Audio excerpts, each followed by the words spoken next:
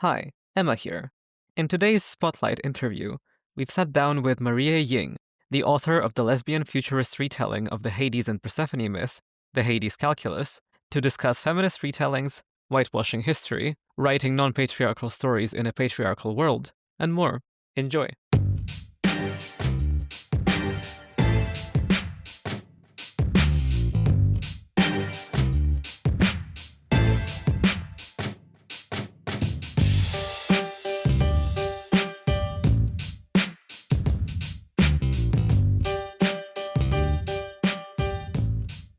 Hello, everyone.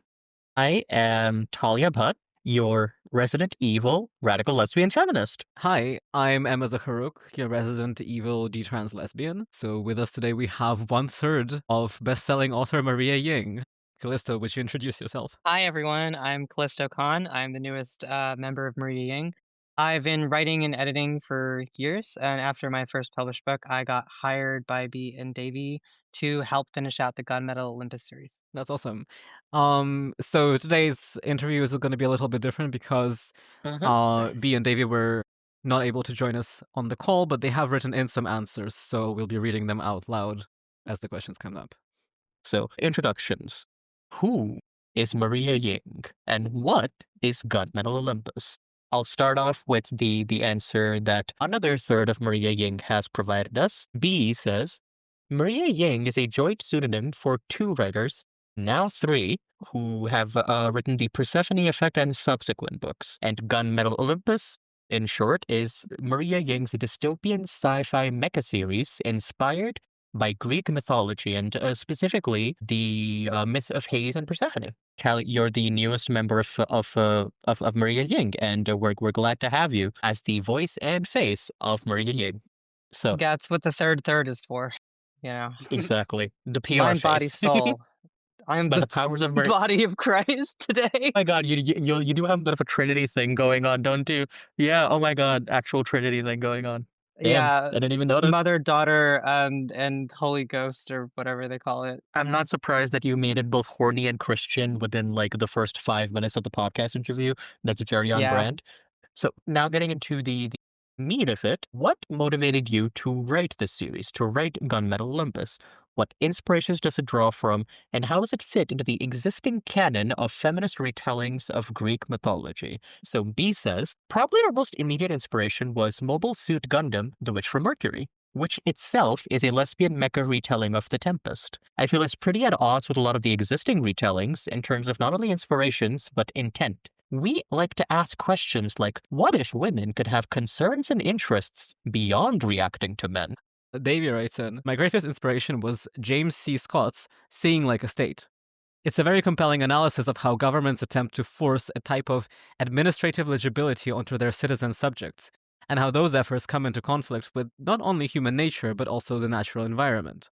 My inspirations when writing for the series are pretty wide-ranging. Like B and Davy, I do have some sci-fi things that I love. Nier Automata is a big one in terms of like emotionality, aesthetics, and gender relations. Another sci-fi series that is hugely inspiring to me is no one who knows me will be surprised that the Locktoon books are Yeah. really big for me. A huge inspiration for the Persephone Effect is the second Locktoon book, Terror of the Ninth, which is a really good primer on grief.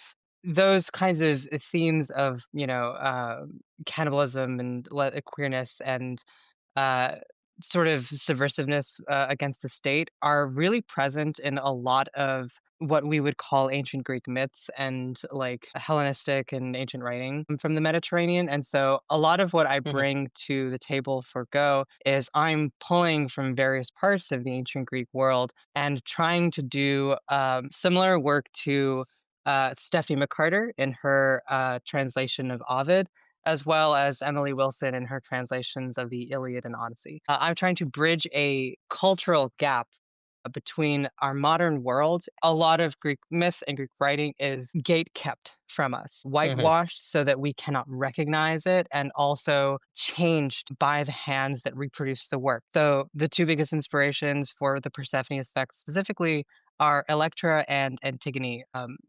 which I'll talk about later.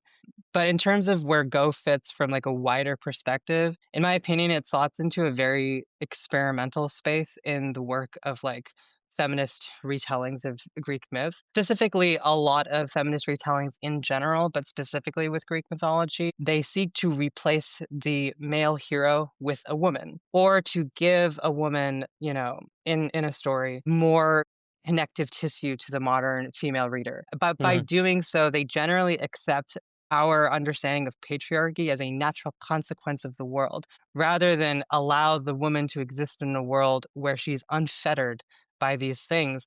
She still has to be mean to other women. She still, all of her agency basically has to come from a man. And so Go takes it one step further. We remove the patriarch altogether, and then we center the lesbian, not quite hero protagonist. And what I call this is like the post hero narrative. Hmm. And so in doing so, every single moment on page is kind of a criticism of the status quo of how these works are retold. And it steps us away from the heterosexual and heterosexist and patriarchal understanding of myth making and storytelling and towards Hmm. a broader expanse. That actually dovetails us really nicely into our next question, actually, which is about the lesbian feminist undercurrent of Geo.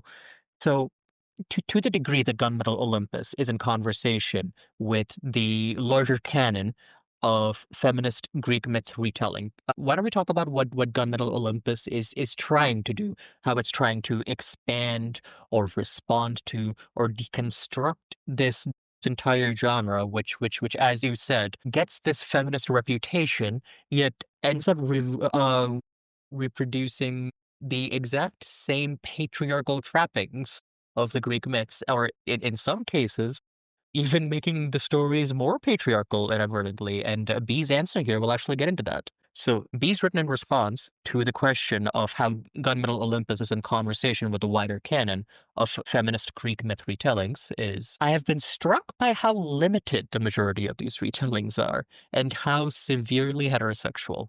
There are ones that gender swap the characters, but they're still depressingly straight. The minds of most retailers are fixated on a man and a woman being the only possible sexual configuration and the only possible future, perhaps with the occasional dabbing in queerness, but a man must always end up with a woman.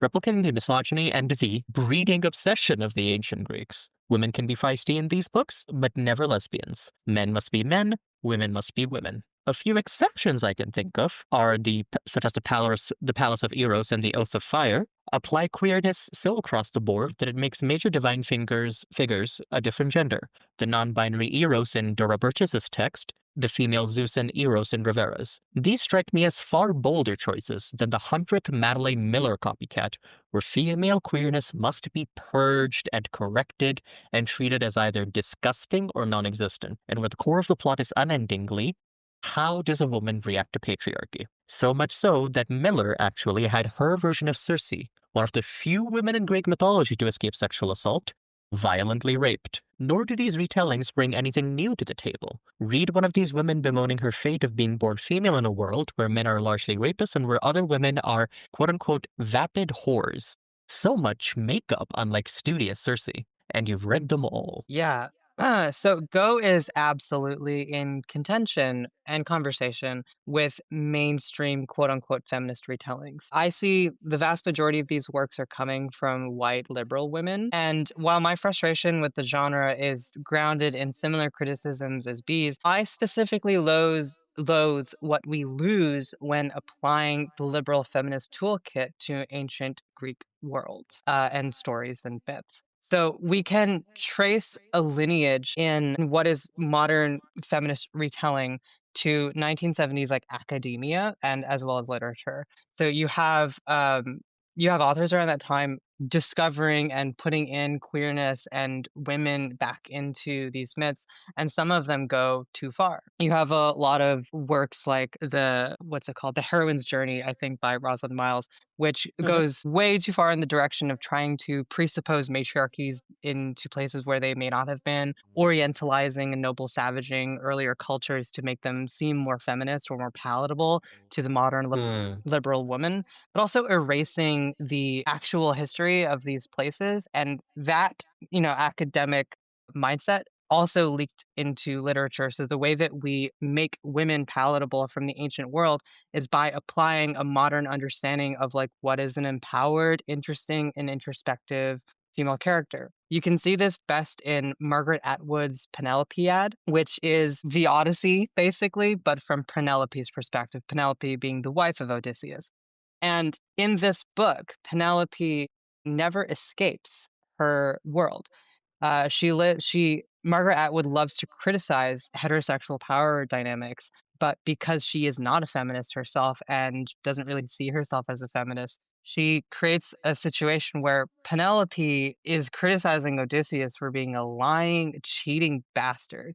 He's awful Mhm. to her, and he's awful to her in the Odyssey in some ways too. But Homer is a lot less, like the thing about it is that Penelope has no power basically, and Mhm. the way that that Atwood gives her anything is by digging out a hole basically in her interior and just Mhm. shoving as much like self-hatred of femaleness into it. And the hole Mhm. just does never end. Penelope dies and still loves and forgives Odysseus. This is very antithetical to what you get in the Odyssey. But before I get into that, we also Mhm. see this, as B said, in Madeline Miller. There is a Mhm. contempt for femininity. Its dignity and agency must come with some kind of scar tissue from men, right?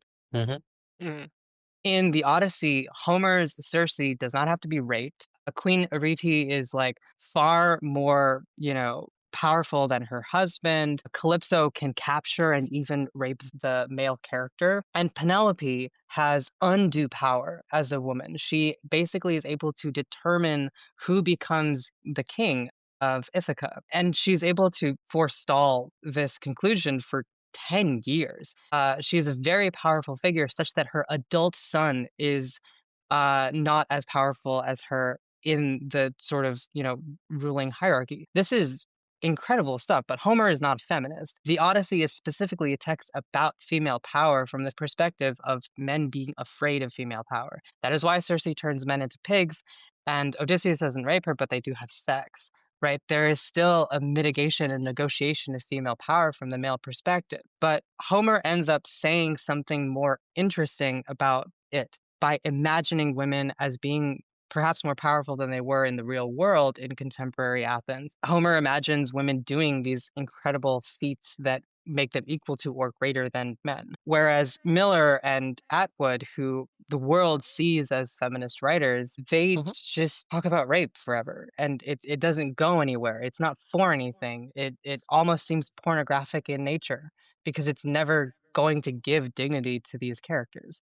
It's only a tool in the modern liberal feminist toolkit to make these characters seem more interesting, but it doesn't do anything for them. So I think it's important when we're adapting these works that we understand the core principles of the text that we actually have on hand. So I mentioned Sophocles earlier. Sophocles is a brilliant playwright, and he Mhm. often wrote about women's raw, angry emotions against the state. In Antigone, Antigone's trying to bury her brother, and the state, her uncle Creon, is like, no, that's against the rules. You can't do that. And Antigone's like, fuck you, I'm gonna kill myself, dog. And she does. It's a huge, crazy, subversive thing for a person to do, but Antigone is determined that her relationship to her brother is more important than her relationship and duties to the state. And this is true in Electra as well. Sophocles writes that Orestes and Electra kill their mom, which is a thing that you can't. I mean, like no society is like, oh, that's fine. That you can totally do that. But the ancient Greek world, especially in Athens, like that's you're very frowned upon for killing a family member, right? That's one of the biggest things that we see litigated when we have legal documentation. And but Sophocles writes this play where Electra is in the right. Like she has lost so much family at the hands of her mother, and her mother is a cruel bad person and she wants to kill her. And it's wonderful. She gets to do it and she gets to express herself in her anger and the horror of the position that she's been put in as the miserly daughter of this horrible woman. And she totally gets to do it. And Sophocles writes this like against the, obviously the zeitgeist of the day would be parents own their children, right? Antigone and Mm-hmm. Electra, you women, you should not be doing these kinds of things. But Sophocles writes very brilliantly, like the relationships that siblings have is more important than to the state and to their parents, which is something that I have taken and put into the Persephone Effect as a foundation of like an anti-oppressive and anti state sort of message. So that's kind of what we're trying to do. We're building the lesbian landscape. You want to be subversive, but these texts are subversive. A lot of what Mm-hmm. stays with us, can be just war propaganda. But at the same time, a lot of what stays with us can have interesting and subversive messages. The Homeric hymn of Demeter, which is what we get the Hades and Persephone myth from, the way that Mm-hmm. liberal feminist writers make it feminist is by taking the rape away from the Mm-hmm. story. And this doesn't do anything because the Homeric hymn of Demeter is a feminist work of a kind, right? It's a story about how a woman has the ability to destroy the entire planet if you take her daughter away. So maybe don't do that Mm-hmm. kind of thing. But that message gets lost when you try to apply our, the modern white liberal perspective into the story. Let's make the Hades Persephone myth feminist by being like, oh, instead of having Persephone stolen away and Demeter literally ice the planet over in retribution, instead of doing that, we're gonna be like, oh, Demeter is an old hag who is jealous of her young and pretty daughter, and the young and pretty daughter chooses, be a lovely trophy wife for the Lord of the Dead. And I'm just like, oh Yep. yeah, you nailed it. That's so much more feminist. What it made me recall is like Greeks had a myth of the Amazons, right? The matriarchal society that they Mm-hmm. exoticized. And it's not clear or whether it was based on someone in particular, but as far as I know, there is a pretty strong theory that it was probably based on the Scythians, who had Mm-hmm. like women riding horseback and shooting arrows, basically. And the funny thing about that is that I learned about Scythians in school as basically one of our ancestral cultures, kind of thing, right? One of the people we are descended of, right? Which is sort of accurate geographically speaking. And like it tells a very nice story. Like, look, they were like, they had women in charge and stuff like that. And incidentally, one of the ways in which my culture is anti-feminist is like women don't need any more rights. They're already plenty empowered. They have jobs. They have everything. They're as equal as they possibly can be. And look, they were shooting arrows multiple thousands years ago. You know what I mean? And then like if you Mm-hmm. actually look at the facts, Scythians were not matriarchal. Based on the accounts that we have them, like it depends because they spanned a really vast territory. So we can't Mm-hmm. really know exactly how they lived across all the time, every single like location. But based on burial evidence and what has been said of them and what we know of their religion and stuff like that, of their spirituality, it seemed like they were a patriarchal culture. It's just that they rode horses and shot bows, specifically upper class women mostly. And the Greeks saw that, Oh dear. and one can only assume that to them it was an expression of masculinity. So they developed the myth of the Amazons, maybe based on that Oh also. God. And it's a kind of like almost lavender panic kind of thing.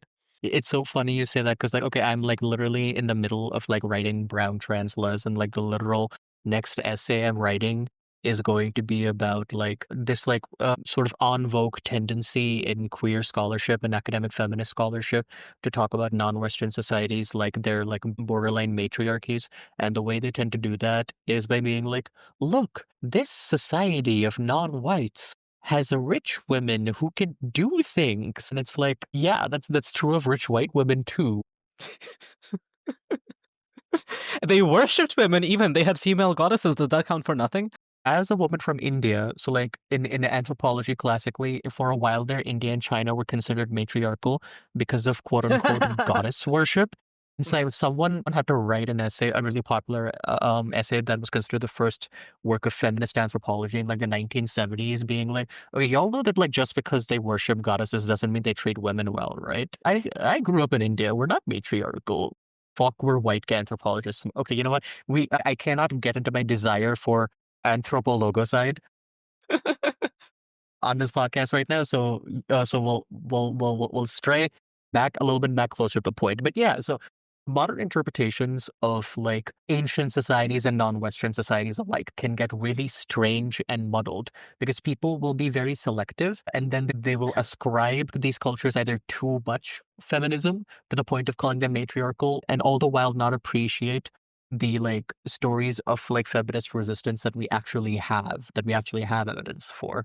Yeah. And in my opinion, this manifests in a very particular way. So I'm gonna go back to that note that I jotted down today when I was reviewing the answers. I'm just going to say it: het fem incel. 2/3 of Maria Ying were like confused by what the word het fem means. So I'll clarify: straight woman. I'm saying straight woman incel. Why am I saying straight woman incel? Okay, because like, okay, gals, let me paint you a picture.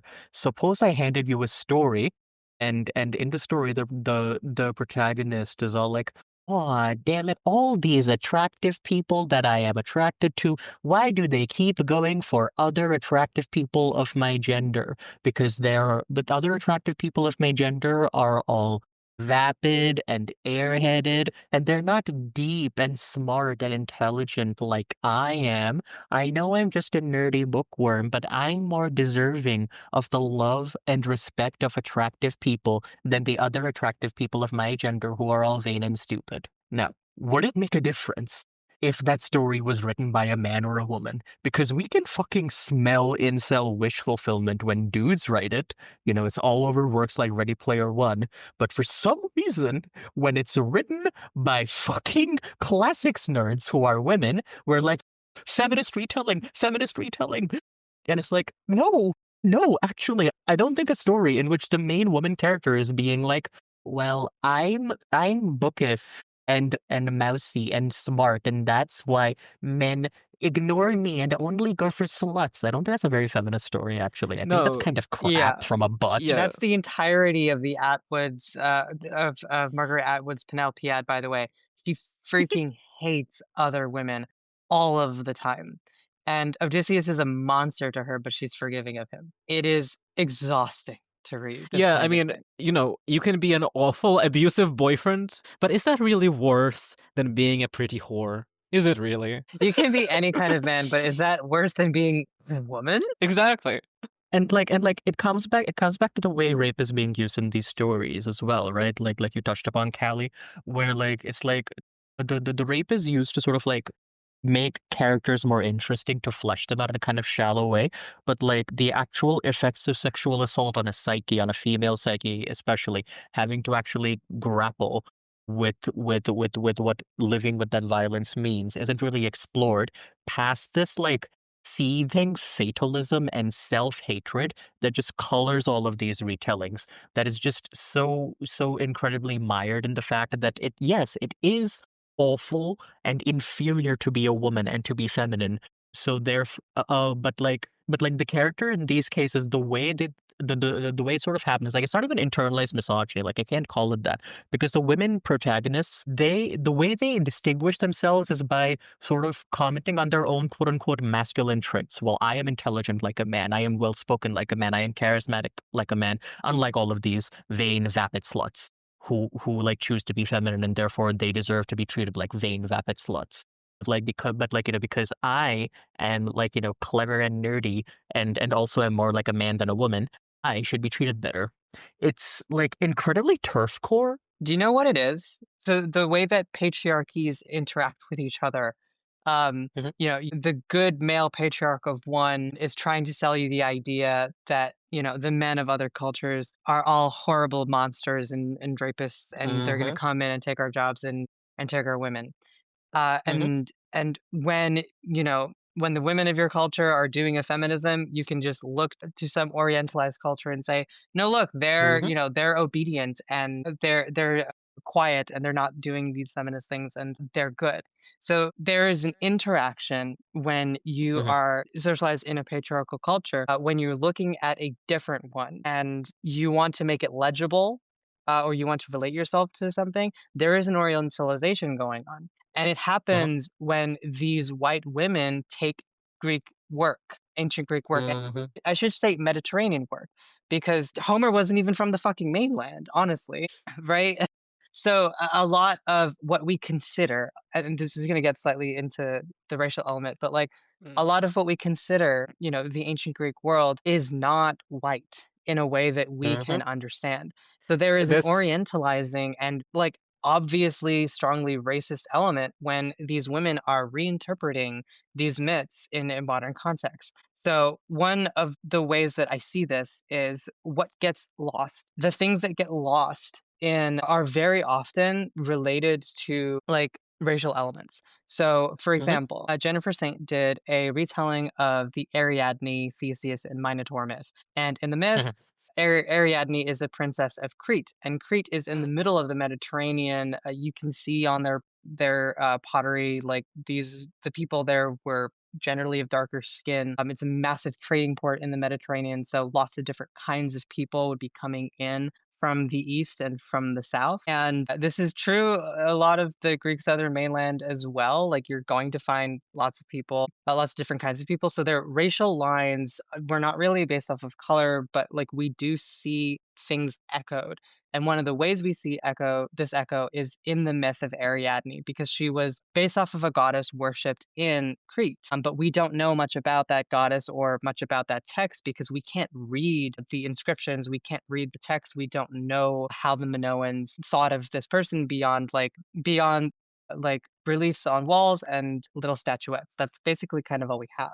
But mhm. her story survives in Homer's works 500 years later. But the mainland Athenians started to worship this Cretan goddess. And how does that happen? How does that cultural exchange happen? And the archaeological record tells of Cretan dominance, basically near Mm, colonialism in the Mediterranean, what we would maybe understand, but what was a maritime dominance of the Aegean Sea. So the Cretans did actually cannibalize Athenian children. That's the thing that we can show through burial sites, right? So the story of the Minotaur oh my may god. have been based off of this cannibalistic practice. So there's clearly an oppressive and dominant force. And then what happens is that the Athenians, after taking control in the Mycenaean era, they take this goddess and start worshiping her, a remnant of a culture that used to oppress them. And that's fascinating. It's so gosh darn interesting. And it's one of the very few cases of a mortal becoming a god in Greek myth. The Mhm, only other one I can think of is Hercules.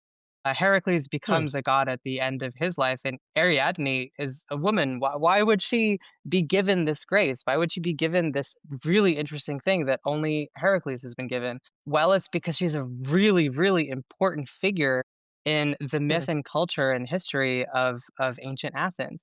But you don't get that in Jennifer Saint's Ariadne. What you get is that Ariadne is hyper focused on her children and her romances.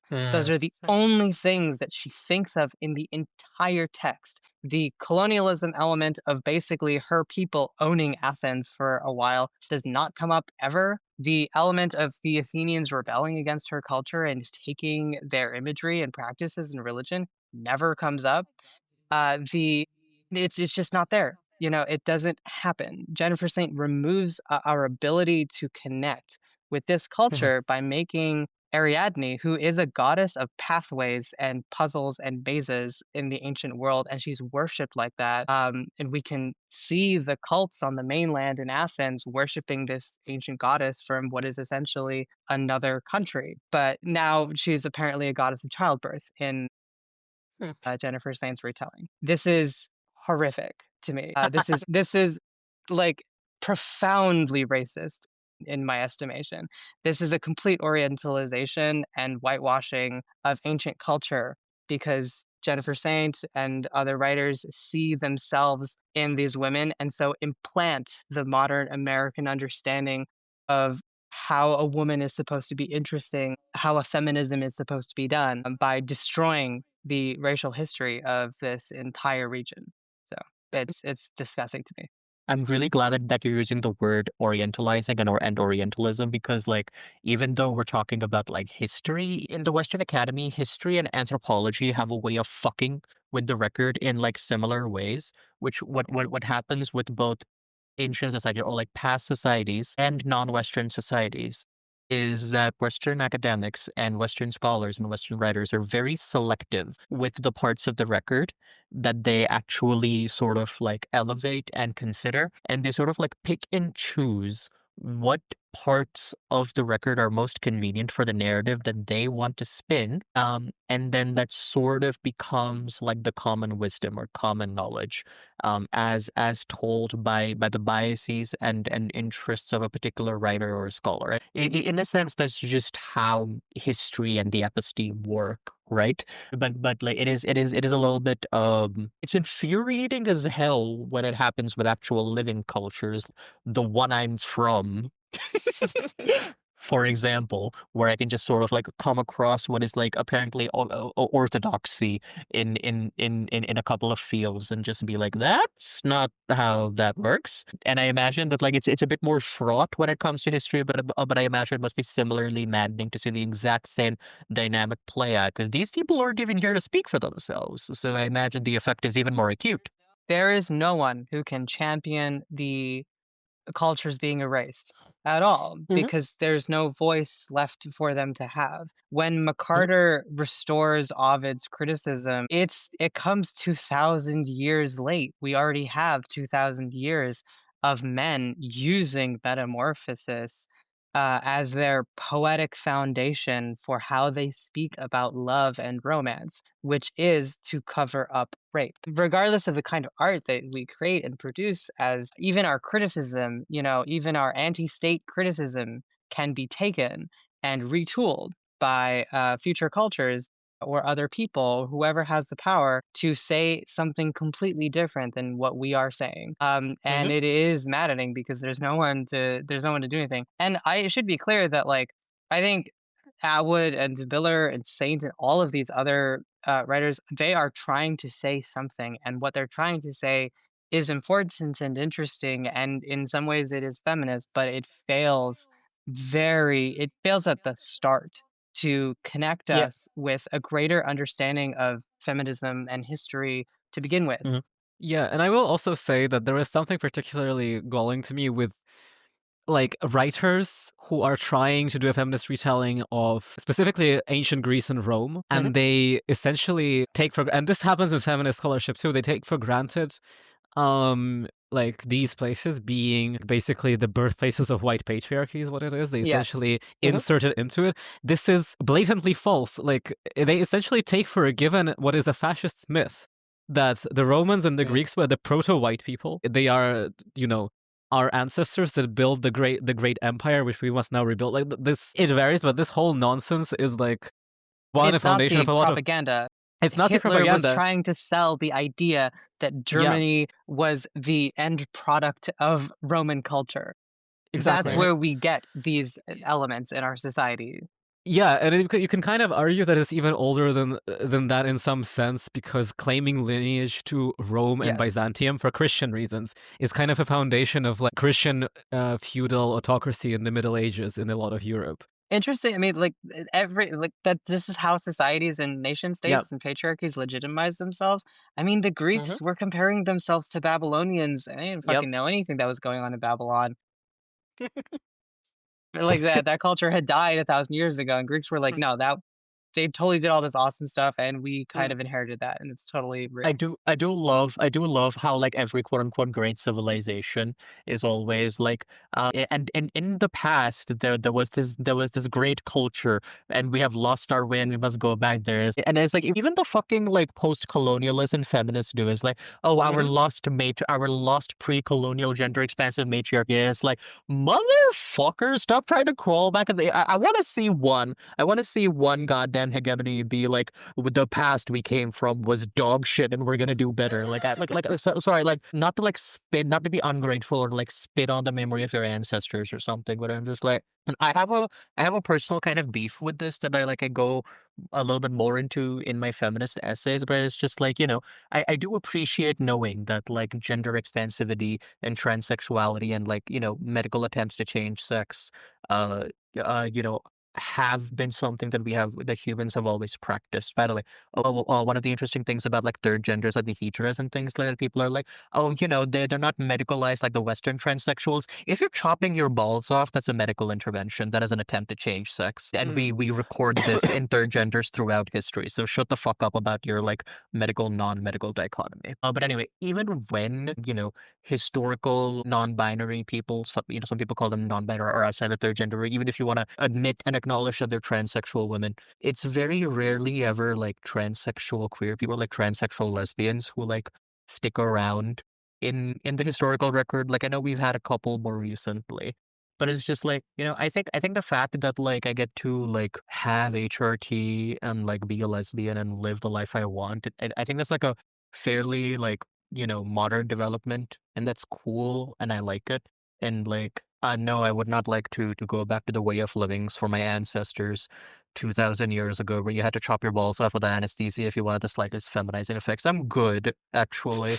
I'd much rather like work on the world we have and make it better instead of being like, what if great great great great great ma really had it figured out? I don't think she did, to be honest. Me Yeah. personally, my favorite ancestor, Homo erectus, just purely because of the name. I think we should return to Homo erectus. Referred to Homo erectus. Everyone should have a penis. It should always be hard. This is the official stated position of cracked ivory. The woke left has come for your erect penis. That's why we need to return to the ways of Homo erectus. Everyone must be homosexual and erect and oh god, this is the point of queer theory. Fuck, Emma, you invented queer theory from first principles. I hate Yeah. you. And speaking of being erect homosexuals, let's talk Oh, good luck. about lesbian futurism. So originally this question was addressed to Benjamin, but I think like every one of you will have something to say about it. But she's the one with the longest running literary record. So in addition to Gunmetal Olympus, Benjamin also has an extensive solo catalog of works that can be broadly described as lesbian futurism, science fiction that imagines a world primarily populated by and concerned with lesbians, and in which patriarchy ceased to exist, never existed, or is irrelevant to the characters. These subsequent collaborations, even when they're not science fiction, follow that trend. Could you all talk a little bit about how you approach writing such fiction and what makes it compelling for you? I will read out B's answer as always. Mm-hmm. Most fiction centers men, even when the narrative is nominally about women. Men as lovers, men as family, men as villains. Men are inescapable. Women in such fiction think of themselves primarily in relation to men, what men have done to them, how men motivate them, the gaze of the patriarch, and how one may earn his approval, his validation, his attention. There's always an invisible man watching you in every room, public or private. Most fiction then is disinterested in what women think. Even gender apocalypse stories frequently conclude that women miss men, and how we need men to have a good, nice, balanced society. Blech. Many novelists of color, of course, write worlds in which colonialism never happened, or ones in which white people are the minority or non-existent. Worlds in which men never came to power or exist as a severely vanishing minority follow a similar reasoning. What happens when you center the narrative, the very logic of your world elsewhere? What if women aren't constantly thinking about men? You could call it escapist, but it's also a thought experiment. Ask yourself, are men that important? Why? So I have this thing I've been drawing up in my head recently, and so my framework for feminism is social reproduction theory. Basically, how dominant cultures or dominant societies reproduce themselves, the mechanisms which they do so, and the mechanisms that oppressed cultures or subcultures are able to do so in spite of their oppression. And one thing that is interesting to me is that there's a lot, as B mentions, there's a lot of like racial minorities who write stories where white people are basically gone from the narrative.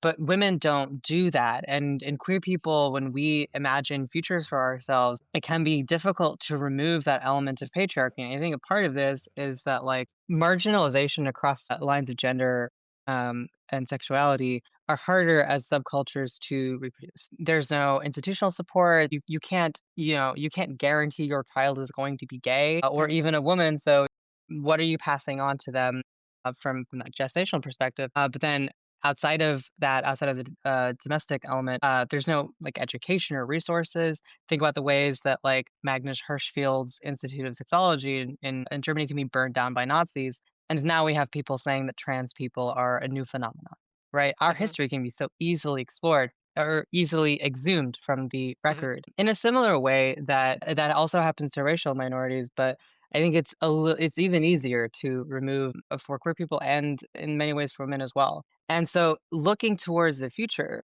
for ourselves, it can be very difficult to, I think that there's a lot of catching up that queer people and women have to do when it comes to imagining futures for ourselves, that racial minorities have been doing a lot of this kind of work. I mean, I think of like amazing Afrofuturist works, and we have a lot of work to get there. Yeah. And I think that like when I am approaching it, what makes it compelling to me, at least, is that like when we abolish lines of gender, Mhm. what we get is almost illegible. And that may be Mhm. one of the great challenges of presenting this kind of work to a mainstream audience is it can be Mhm. very hard to understand a future in which sex and sexuality and the relationship between gender and labor, those things don't exist as we know them, and there is no legibility for the reader to get invested in. And that's hard because like everybody's people can feel gender in characters that they're reading, I think very intimately and very palpably. So I think that it's very hard to portray it, but it's also a very exciting space to be in. There's this element of what I don't know if I call it this or other people call this, but like the lesbian expanse. When you remove men Mhm. as the primary, men are very rigidly constructed in a way. They are the center of our dominant culture, and everything is constructed around them. So when you remove them, there is essentially an enormous space in which to expand, right? When you remove heterosexuality, which is the organizing principle of patriarchy, there is a disorder and disorganization that remains. That is a massively expansive space. And when you go far enough, you can even bring men back, but they're completely illegible at that point, which I think we'll Mhm. get into a little bit later. Yeah, because like our current conception of gender is kind of centered around the man, right? Or like man is the concept that is free of gender. Man is the human, the autonomous agent, and everyone else has a gender in relation to what utility they have to the man. Usually penetrability, whether we are designated as objects with gestational value or purely sexual value usually. You said something very interesting, Callie, and it is making me want to talk about my central, fundamental, eternal beef with queer theory and queer scholarship today. Sick. Take it away. All right, all right. Let's I fucking was go just for it. riffing. What you just said, and it was a very interesting perspective. It was about like imagine a world without man, or like a world in which gender does not describe your like labor relation, or like sex is not a biodestiny, is not a labor relation. But like the perspective you took from it is that like manhood is neither central nor important and no longer has any meaning. Now, that's obviously pretty Wittigian by design.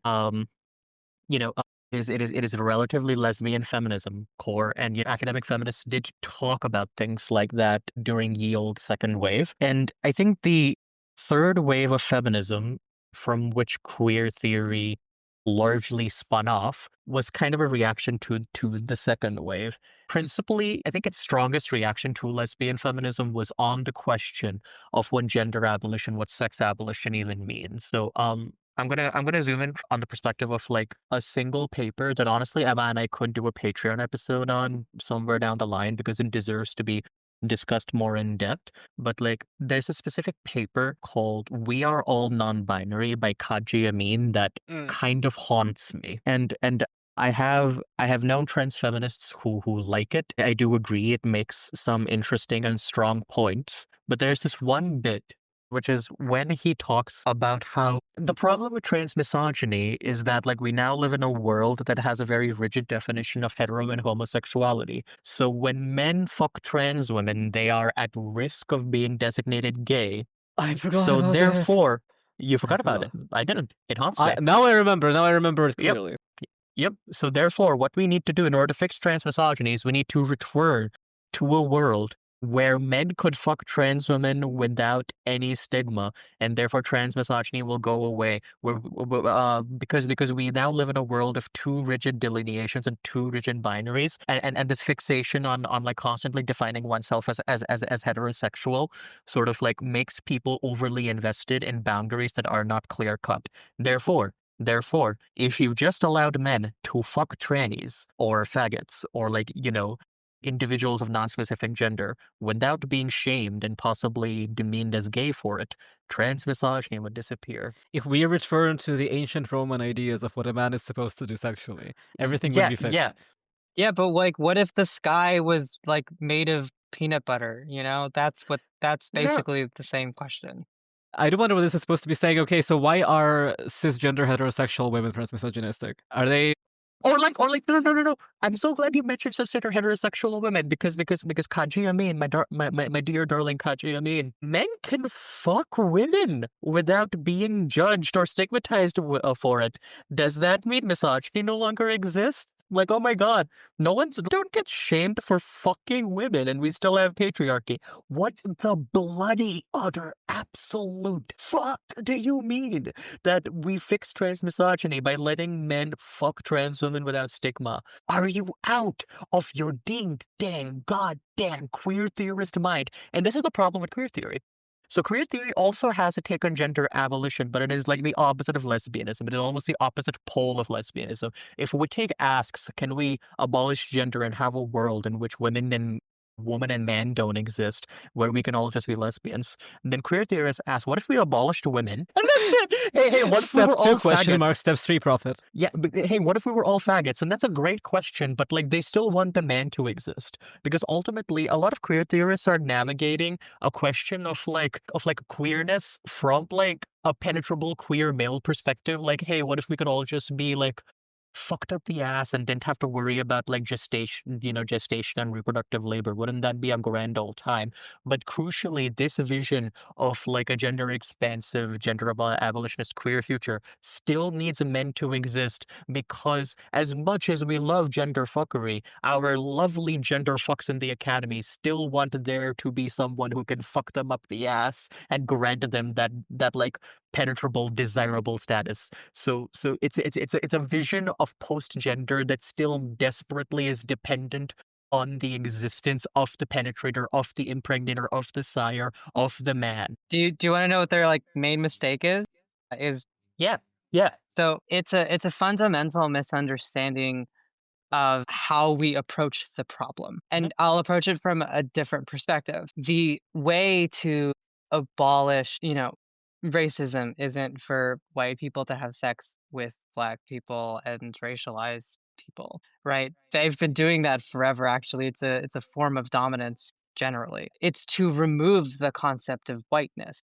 Right. So what we do in general when we look at oppressive mhm, structures is that we look at the oppressed as the issue bearing, the load bearing, I guess, some persons in the equation. So we're trying to solve the issue. mhm, And so we have to look at the issue. And it removes our ability to look at the oppressed in group. And so when let's take the lens back to gender, the way to get to a world where we are post gender is by mhm, destroying cisness, not by removing transness from the situation. mhm, Trans people are load bearing on the issue because they're at the fringe. And if we try to get to a world where no one is trans, you mhm, fail, right?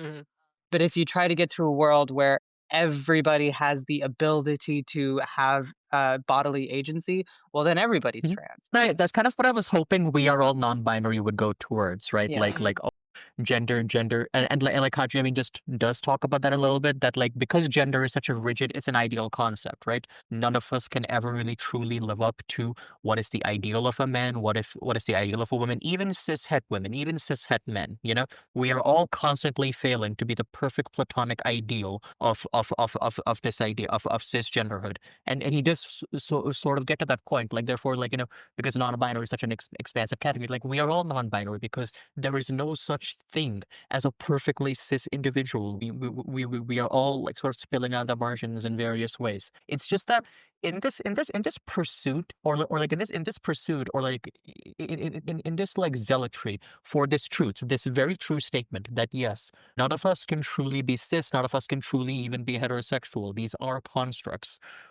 The thing that always gets elided and forgotten is like, okay, but these are still concepts that people know about, have a consensus on, hold dear, and we are still indoctrinated into them.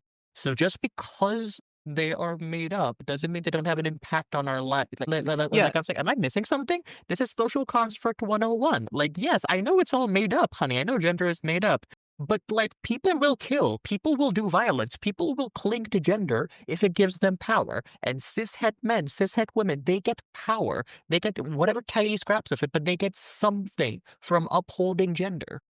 yeah, and that's the thing, because gender is, among other things, and chiefly a direction in a labor exchange, is who deserves to be exploited and who deserves to receive benefits from it. Therefore, Mhm. everything exists in relation to the patriarch, the man, the primary beneficiary to whom their labor flows. And woman and everything else exists in relationship to that. So you can't really remove gender without removing the beneficiary. If there is still a beneficiary, that can only exist when labor is done for them, Exactly. then gender exists. And it's the same kind of thing with race. Also, to an extent, in labor exchange, what kinds of people deserve to live less, deserve to labor for an upper class, right? Mhm. To a certain extent. So you can't imagine a world without race if you can't imagine it without the concept of white people, because that's, so long as this class of people exists, then Mhm. labor must flow towards them. Therefore, there are people who are not white. That's exactly it. It's also like, as I said before, like men are definitionally very rigid Yeah. because they're the thing that everything is organized around, and so we often look at that as being giving and conferring a level of agency and power. And so when we imagine futures for ourselves in this post-genderedness, we want to imagine ourselves as powerful and agented and free like men. Mm, But this is very counterintuitive when men are restricting everything else around them by existing. They're constraining the ways of being for marginalized genders. So if you remove them from the equation, well, what is a woman without a man? Women are definitionally less rigid and less restrained. There are a lot more different kinds of women than there are different kinds of men. And if you remove Mhm. men from the equation, women can be fucking anything. yeah, so let's lead into talking about those exact concepts, how they are realized in Gunmetal Olympus. Hell yeah. Yeah, so Gunmetal Olympus is like it seems to be set in a world that has never known patriarchy. Like from my reading of the text, that is the sort of interpretation I'm left with, the impression I'm left with. So it's never known patriarchy, but it does have a concept of gender because there's women and there's trans women, you know, and there's non-binary characters. There's a variety of different pronouns expressions, and you know, though they seem to be a minority even after a fashion, there's men, unfortunately. So, you know, so characters, they do have like an instinctive concept, a schema in their minds of like, you know, who is a woman, who is a man, who is non-binary. Children get to choose their gender. So like if this is a world that's never known patriarchy and has never sort of like formed a conception of like, you know, sex to labor on the basis of gender and gestation, then like what does gender mean in Gunmetal Olympus? Then what are children choosing between, and why are they choosing gender? How exactly do you approach writing gender in a world without patriarchy? Yeah. So there's a balance between the Watsonian and Doylean perspectives here. So on the Mhm. one hand, the creators of this body of work, we don't really care about men for the most part. So we don't want to write stories about them. You know, you go to other places to find stories about those guys, Mhm. but you're probably not going to find a lot of them here.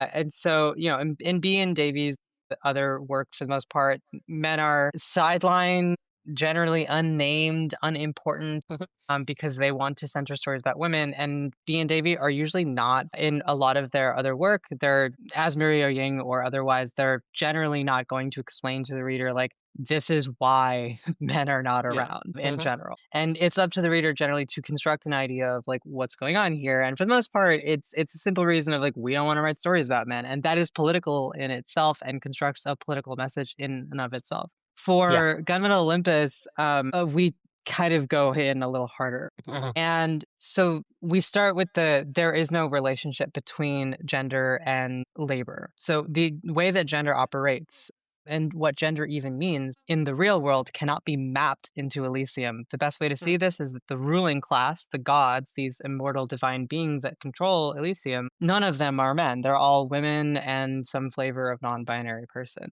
But men aren't oppressed because of this, because they are not ruling class. All of their needs are met, they can exist in society. But we also don't fall into the trap of going too hard the other direction, because if their labor was related to their gender, it'd be very easy to just write a story about how, ooh, this is a matriarchy or whatever in which men are oppressed and they're exoticized and tell a story about that.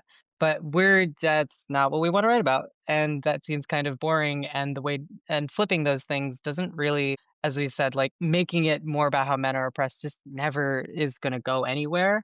So men, because they are rare in Elysium, can be eroticized or weirdly thought of or sidelined or exoticized, but they're not oppressed in the way that we understand oppression, because the way that we understand oppression is based generally in labor and who labor is for and what is it is in exchange for. So in some ways, because we're writing for an audience, we do have to make gender legible. So an example of this is a character like Adrastus is very protective of his family, which in the real world and in a lot of fiction is a defining trait of manhood. But where does Mhm. Adrastus get his idea of masculinity? He gets his idea of masculinity from women and non-binary people because there's so many more of them. So Adrastus learns of masculinity through the ways that this is still relatable to trans people today, but Oh. Adrastus, as a young trans person, watches videos of like non-binary people doing masculinity on screen, and he's like,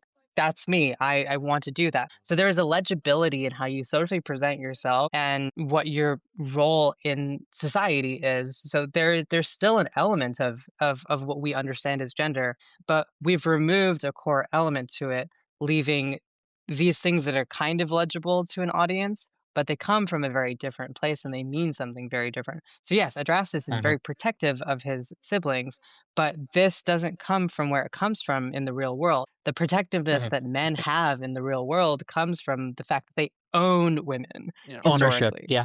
right?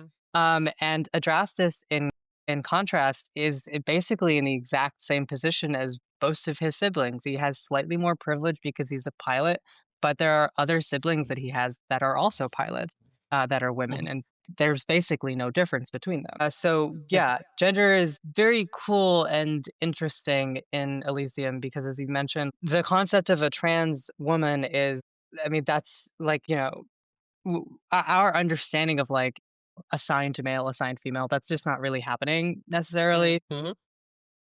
For the most part, like Hades' a Titan parent and tried to make her or designed her to be a brother rather than a sister. And Mhm. this is kind of the only instance that we have in Elysium of anyone assigning anyone a gender at birth. For the most Mhm. part, that just doesn't happen to kids.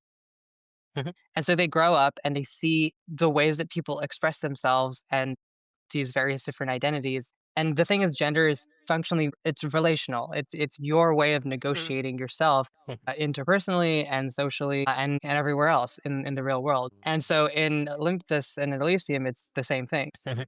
What children are choosing from are these ways and modalities of existing and to being. And it's still very tied to sexuality Mhm. because you see a butch, that's your gender if you want it. Yeah, it's a lot closer, it seems, to the idea of a certain kind of like self-expression rather than what role you want to take in intimate relations or like what role you want to take in reproductive relations. Like one of the really cool things here is that, especially in this fucking modern climate that keeps trying to eradicate the concept of trans youth, bit characters and minor characters in Elysium talk about just be like, yeah, so like I hit puberty and I was like, I want to be a girl, so I just so not even blockers, like instant magic estrogen implants or doing whatever the fuck, like just instant bam, trans girl having like a perfect normal like teenage girlhood and dykehood. And it's just like that's just such amazing wish fulfillment that I think we all need a little bit more of right now, you know? Yeah, it's Yeah. it's really fun, and it's also what we're trying to do is like turn it on the head. Try to make people think about where these things are coming from. There's a moment that I really love in the Persephone Effect where Adrastus is so there's this really cool thing in the ancient Greek world where Dionysus's followers, the Maenads, when they're partying it up in the woods, they're ripping guys limb from limb, and it's really fun. They're killing their husbands. It's really great stuff. And so I threw this in as like as a joke line into the Persephone Effect, and I have Adrastus listen to it, and he is generally gay, and so he's listening to Dionysus be like, and women were ripping their husbands apart, and Adrastus is like, a man and a woman together? Ugh. What the fuck? He's What repulsed. perversity is this? Stop! Ugh. There is a discriminated minority in Olympus, and it's heterosexuals. Yeah. But like, not in a fucking serious way where we're doing. Imagine a world where gay is norm. And like, no, we just shut up, just stop. Everything else is Yeah, straight enough. It's Yeah. played as like a bit. Like he's just like, I Yeah. didn't know you could really do that. Yeah. But it's also like in a world, right? In a world where we are post-gender, where let's start at step one. You remove men. What does man mean? It's this labor extractive relationship between a certain kind of person and marginalized genders. You take that away. Yep.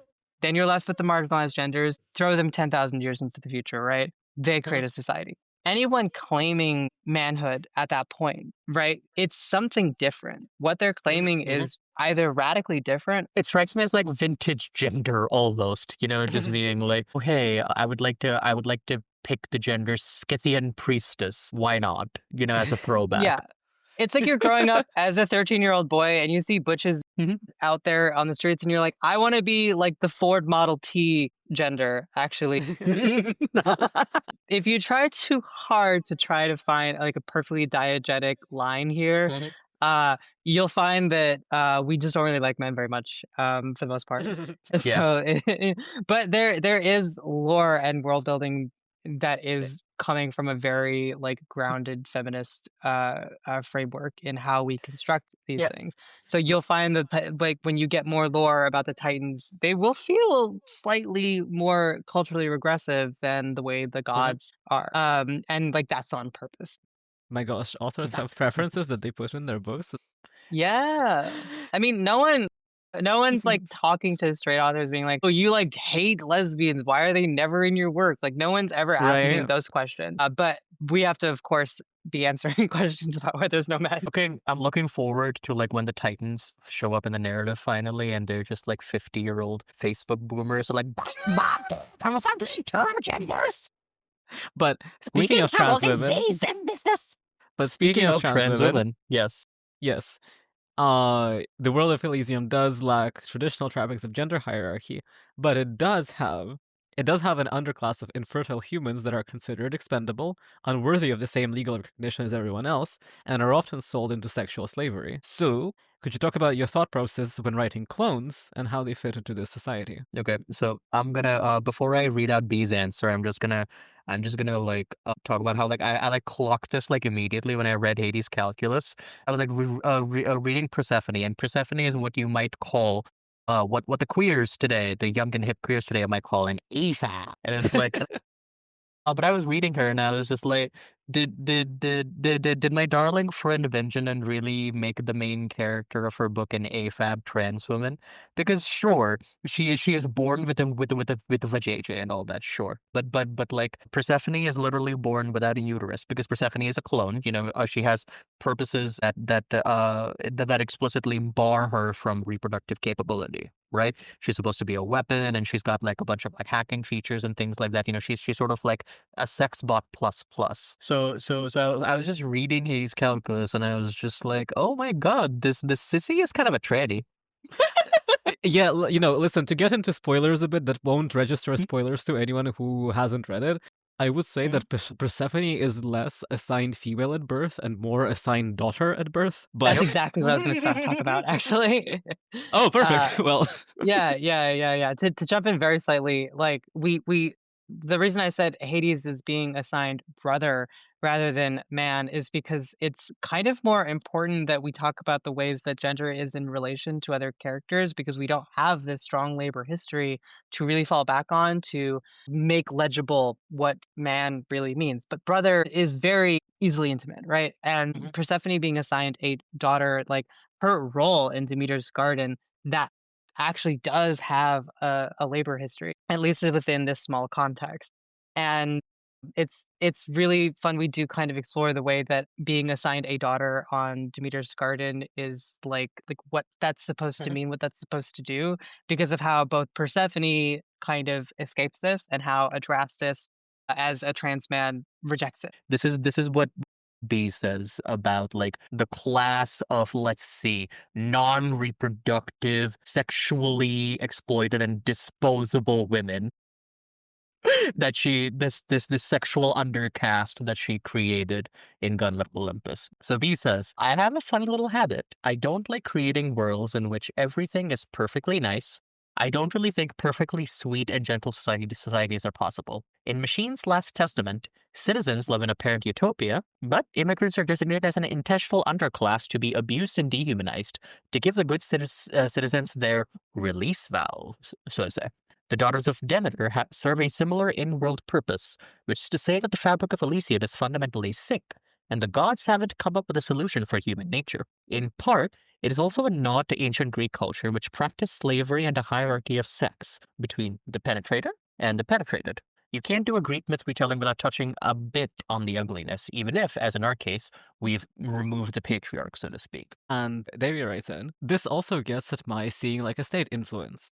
Elysium is a constructed space. Its culture and society are as manufactured as its streets and buildings. And yet, for all the gods' power and influence over the minds of their human subject worshippers, there are political, social, and economic pressures that even the gods feel bind their actions or hobble their ideals. It's complicated, and not all of the ideas have reached the page, but the use of clones and the creation of a clone undercast are a solution to specific problems within Elysium. And to the listeners, I want to emphasize that solution is in quotation marks. It is a barbaric, soul-eroding practice. Some of the gods understand this and want to mitigate the excesses of the system. Some of the gods delight in this manufactured cruelty and division. The passive, incidental cruelty of the system is something that weighs on my mind when I write Elysium, even if it is in the background. So earlier I was talking about social reproduction theory, right? And B and Davey touched on this as well. But the clones ultimately, because Elysium is a domed city, in a planet where they are trying to survive. Basically, Mhm, you can read everything about the society in terms of how nation states operate during times of war. What mhm, are the mhm, stories they're telling? What do their institutions look like? How are those mhm, institutions responsible for perpetuating that war, right? And so what's happening with the clones is that you give the elite of your nation state slaves, chattel, mhm, and prostitutes. This is part of the bread and circuses. You mhm, keep them fed and dripped on this diet. If you go to war, or if you support the war, if you support the state, then you can be rewarded by being part of this hierarchy. The gods are on top for sure, but you can become elite, and a symbol of your eliteness is having a clone who is a menial laborer or a sexual slave or a pilot for your war machine on your mhm, arm at a gala or a feast or an art exhibit. It mhm. is soul eroding, as Davy said. And they're not exactly a representation of other systems of oppression, but like chattel slavery or caste. But these are Mhm. undoubtedly inspirations for our writing and my Right. approach in doing the clones. It's also like without that relationship between gender and labor that we've been talking about, one of the remaining elements of like axes of oppression that we can actually use to talk about, bigger social commentaries are this underclass of clones. Their rights, what they want, what their lives are like, is a very big part of the Persephone Mhm, effect. In the first book, in Hades Calculus, we present this society, or Davy and B present the society sort of like just in your face. This is what it is like. And in the Persephone Effect, and this is just kind of how sequels tend to work, we're going to be giving a bit more of a critical lens, right? Here is the Mm, society, here is a critical lens, and then of course, in like generally how the trilogies work is you have a thesis statement Mhm. where you are presented the material, and the second books generally work as an antithesis. Here is criticism against it, here is something else. You know, if mhm, a character is very powerful in book one, they may be disempowered in book two. And then in book mhm, three, you get the synthesis. This is where societies fall apart or come together. This is where wars are won and things like Mhm. that, mhm, or revolutions are staged. So in book two, it's very important for us to be talking a lot about the clones and their position in society. What my favorite part about that part of the world building is that like you get this sense that it's something is kind of gross and rotten at the heart of Elysium in book one.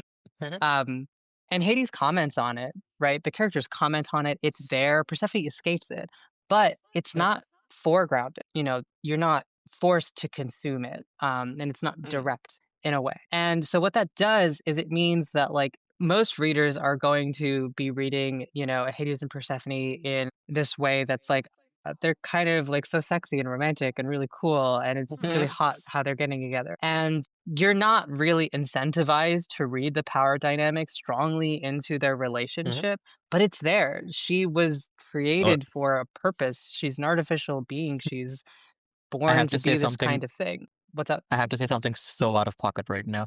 It's Mhm. Yeah. so funny to me that the heart of Hades Calculus, or like insofar as you could consider Hades Calculus to have a romance, it's not really a romance, but insofar as you could consider Hades Calculus to have a romance, it's obviously between Hades and Persephone, which Mhm. is like very strongly written as C4T, as like cis and trans lesbian relationship, in which the trans woman is the cis one and the cis woman is the tranny. It's Yes. fucking hilarious. That's awesome. So, and here's where I get on my personal hobby horse, my Mhm. personal little point that has like colored the entire thesis of all of my feminist writing. It comes up again in Brown Translates in the concept in my essay about how like race and gender intersect and how that affects trans misogyny, which is that trans womanhood. So like obviously it is specifically a state of like you are born with with certain anatomy, you are assigned a certain sex role, and then you transition out of it.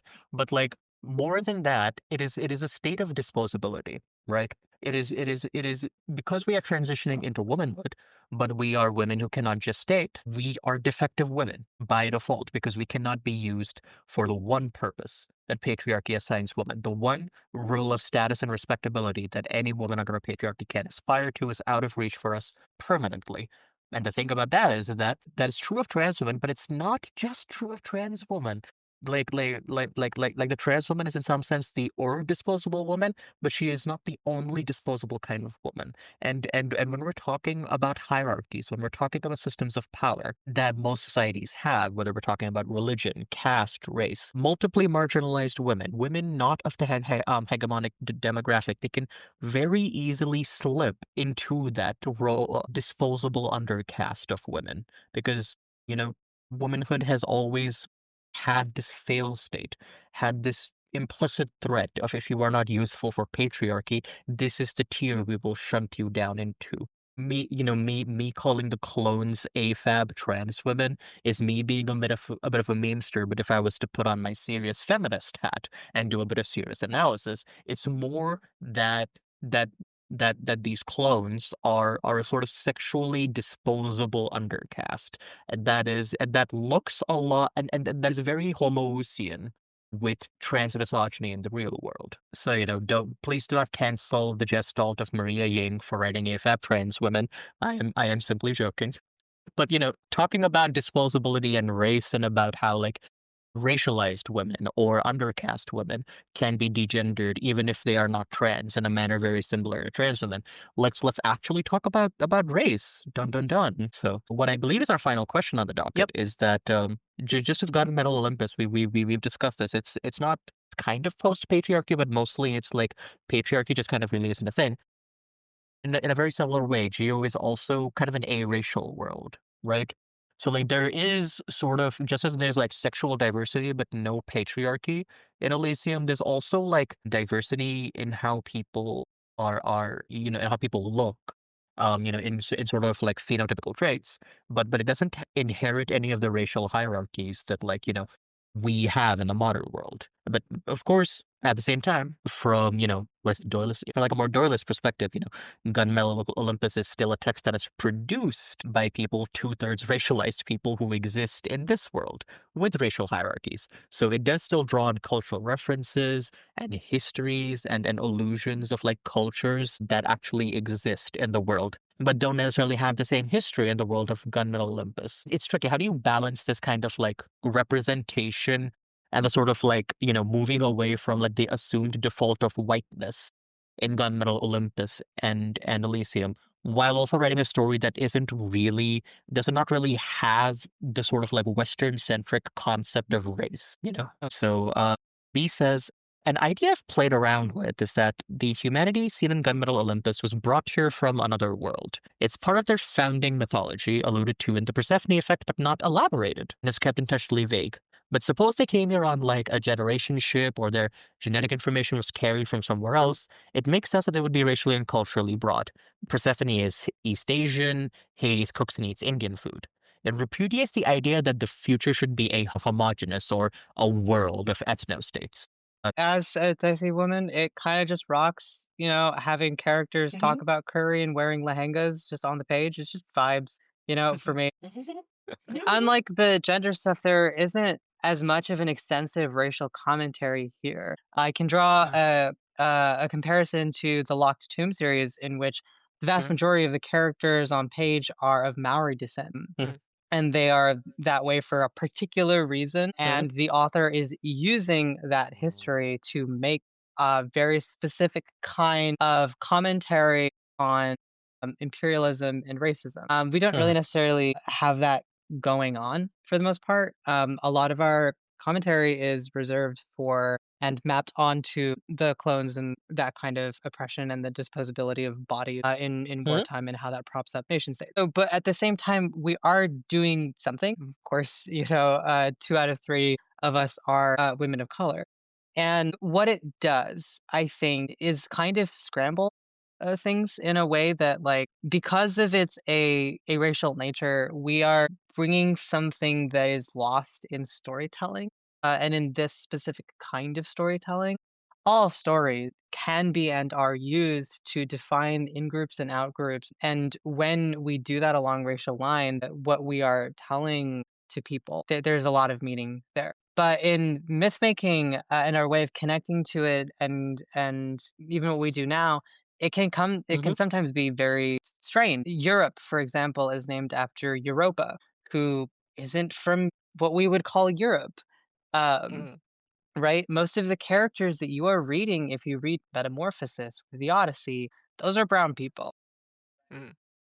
That's just how it is. Every single person in Troy is from modern day Turkey. Those people are brown. And so there's an element here of like there is an assumed whiteness when it comes to just I mean all stories in general that are written in the West, but especially when it comes to like ancient Greek stuff Yeah. and Greek myth retellings, there is an assumed whiteness, right? That we're presupposing that is ahistorical. And to your point, Emma, I'm not going to say that like we're purposefully trying to go against the history of using this specific culture as a way of like being the foundation of like how white culture in the modern day perpetuates itself. But like the bedrock of that is storytelling. You tell stories about these kinds of people. If you continue to tell stories in which every single character is white, then you remove yourself from history. And so when we're imagining a future where we're retelling Greek myths, we just kind of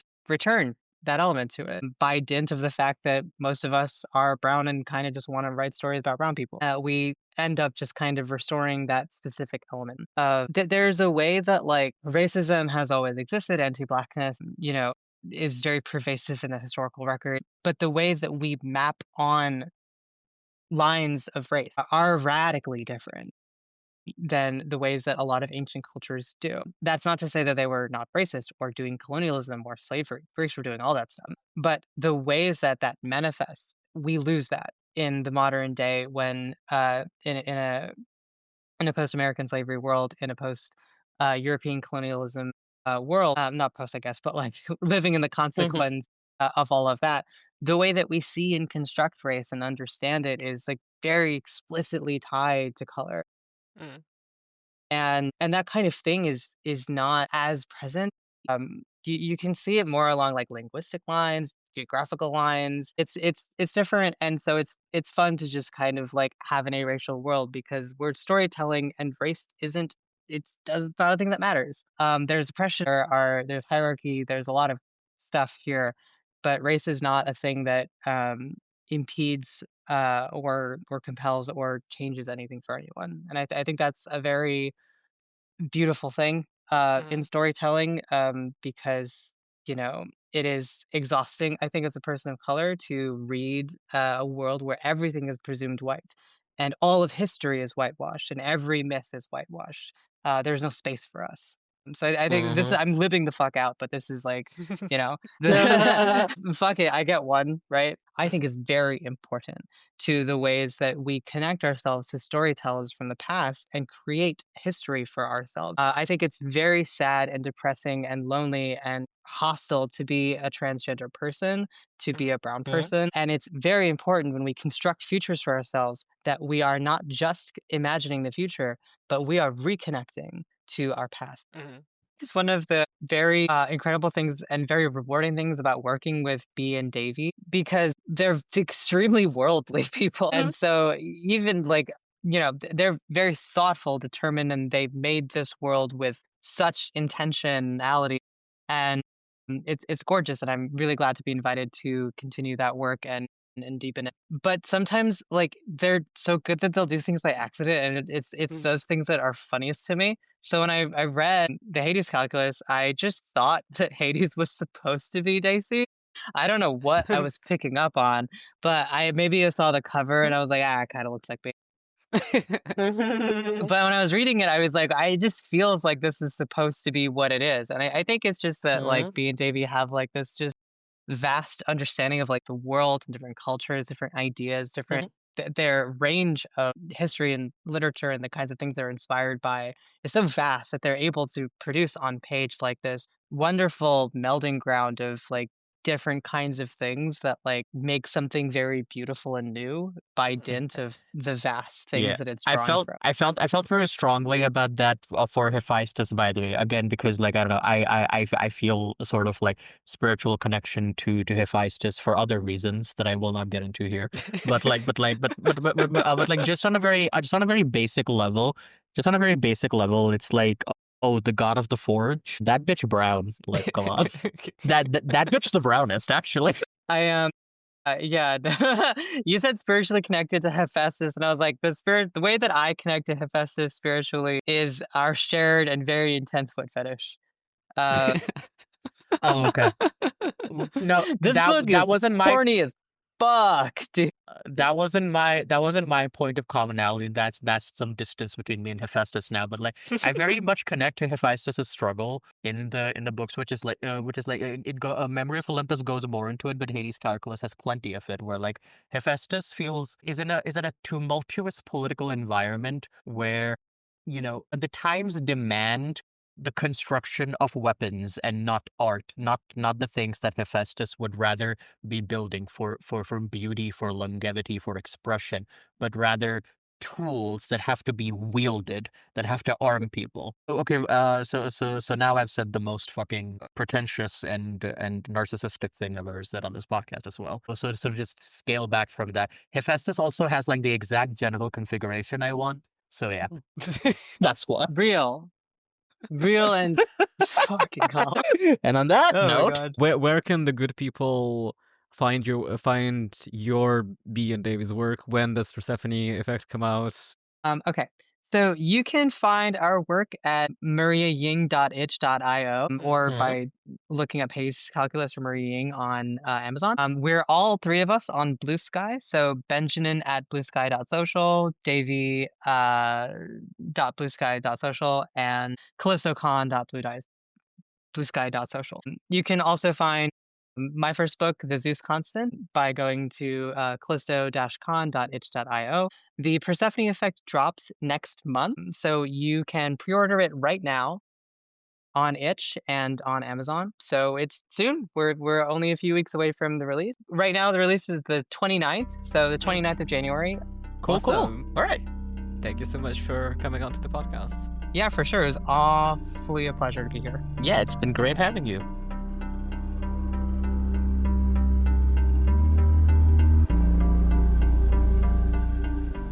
Cracked Ivory is supported by Patreon. Join us at patreon.com/crackedivorypod to receive early access to our episodes as well as full Patreon exclusive episodes and behind the scenes content.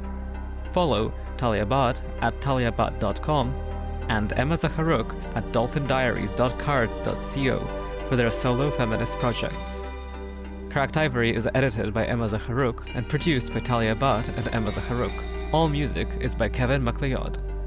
Special thanks to White Mirror, Lava Monster, Axon.dev, Ceiling Fan, and Yana Dunfield. Thanks for listening.